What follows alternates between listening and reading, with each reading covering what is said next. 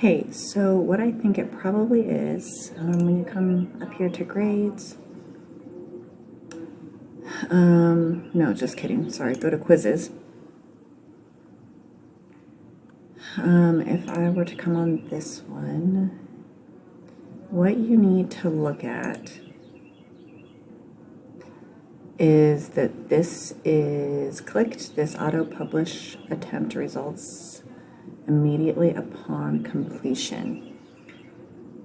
Automatically update evaluations in gradebook when published. What you need to do if this has not been clicked prior to the quiz,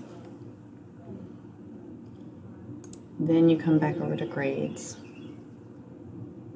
and let me get to my exams. It will look like this, and so when you click on them, you hit enter grades. You come here to submission. You have to come up here to attempt 1 or attempt 2 or attempt 3, whichever attempt you're looking for. Here is their grade.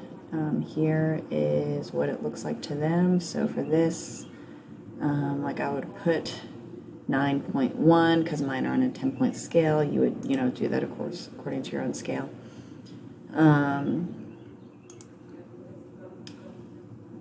That should solve the problem.